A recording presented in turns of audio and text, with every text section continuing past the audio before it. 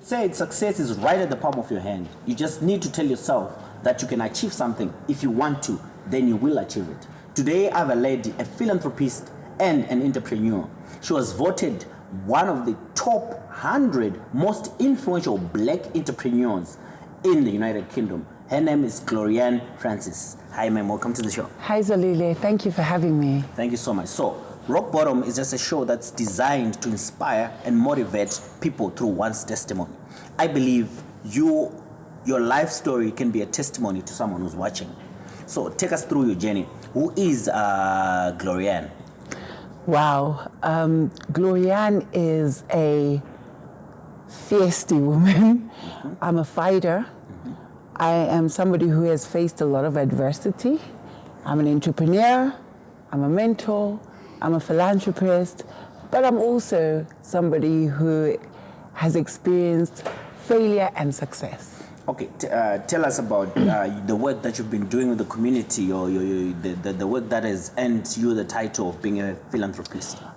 So I've been living in the UK for a while, and initially, even from when I was young at school, I always got involved in community events. I was always doing public speaking. I played loads of sports. I was involved in Junior City Council.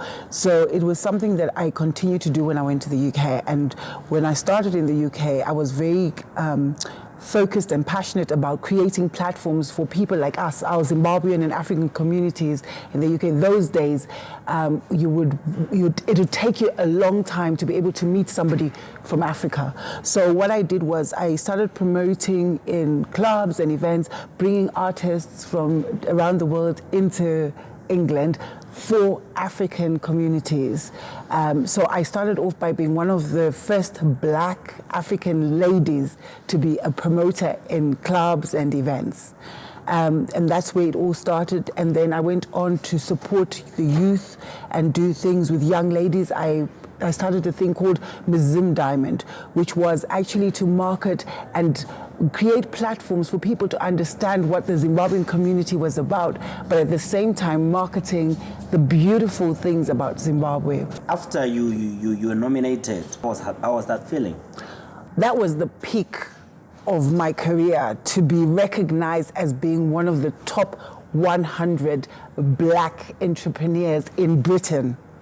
And I was actually given that award by Boris Johnson, who at the time was the mayor of England, but is now the Prime Minister. Okay. And you know, the funny thing about it was I was actually put in a newspaper article called The Nigerian Guardian, and it was like a headline in Nigeria saying, black entrepreneur from Africa nominated, you know. And it was crazy because a lot of people were like, she's from Zimbabwe, but she hasn't had any recognition from Zimbabwe. So we had all these people in Nigeria, not only in England, in the England, in the Caribbean space, in the Nigerian space, I was being, like, they were saying stories about me, but nobody was talking about me in Zimbabwe. Okay, I just have to come in right there. It seems like there's a trend, most of the guests that we're having on the show, we Zimbabweans, we have a tendency, or we have a culture of not celebrating our own until the rest of the world is doing. That's when they come on board. What would you say, just short on that? I think there's a culture of us feeling like until somebody else endorses you, you are not endorsable, if that makes sense. So for me, I was doing a lot of projects, had been nominated. I won Personality of the Year from the Zimbabwe Achievers Awards and stuff like that. But to actually be recognized within my own country, it hadn't happened. I'd worked with international artists. I've worked with boxers, Evander Holyfield, Mike Tyson, Derek Chisora, but no acknowledgement.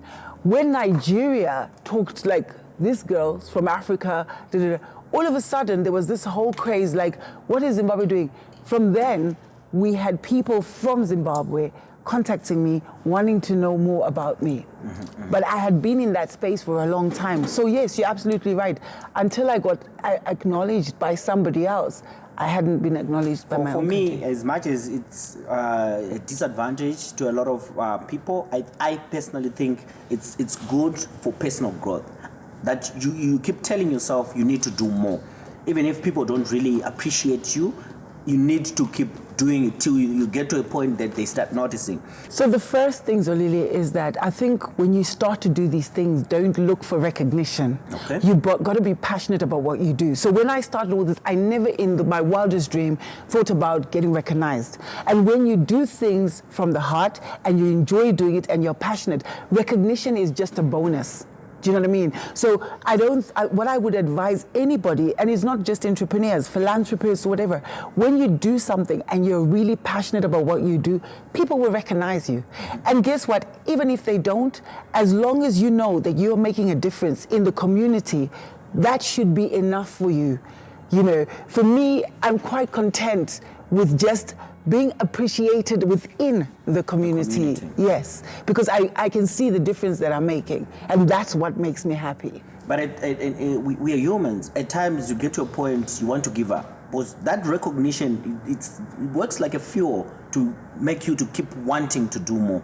I believe and I understand at one point in time, you get to a place you ask yourself, why am I even doing this? As much as the community is appreciating me, but why should I keep doing it? Yeah, so it's important to go back to why you started in the first place.